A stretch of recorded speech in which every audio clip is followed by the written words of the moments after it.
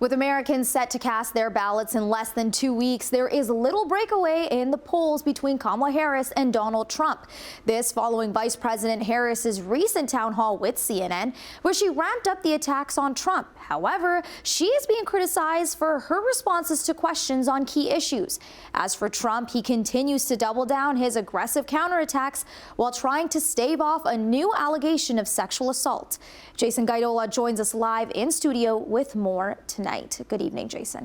Good evening, Manisa. Former model Stacey Williams is claiming that Trump had groped her back in 1993 during their first interaction. She also claims Jeffrey Epstein was there too. The laundry-sized list of sexual assault and misconduct allegations against Donald Trump has grown again. Ex-supermodel Stacey Williams claims that Trump groped her in front of Jeffrey Epstein back in 1993.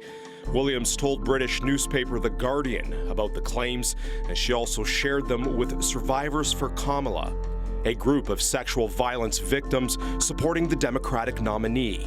Williams claims Epstein introduced her to the now Republican candidate at Trump Tower and believed it was, quote, a twisted game between the two men. Trump's campaign team tells Trending Now these accusations, made by a former activist for Barack Obama and announced on a Harris campaign call 2 weeks before the election, are unequivocally false. It's obvious this fake story was contrived by the Harris campaign. This is certainly not his first allegation of sexual misconduct, and what we found, actually have done some research on how polls respond to allegations of Trump's sexual misconduct, and it doesn't move a lot. Now, that's not to say this won't affect anything. We have an incredibly close election here between Harris and Trump.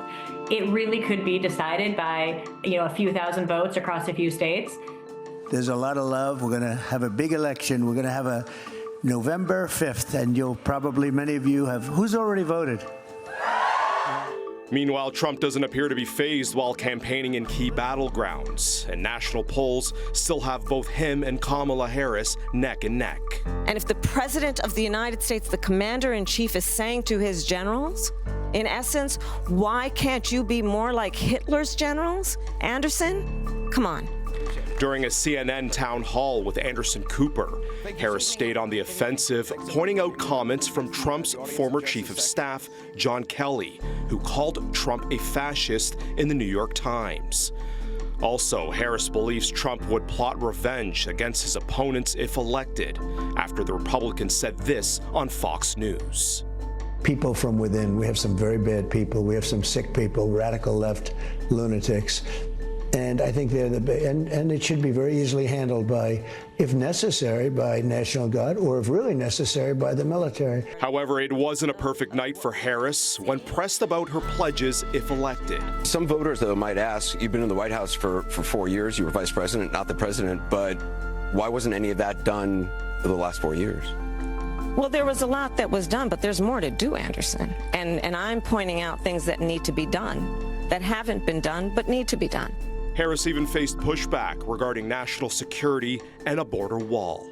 I'm not afraid of good ideas where they occur, Anderson. So you don't think it's stupid anymore? I think what he did and how he did it did not make much sense, because he actually didn't do much of anything.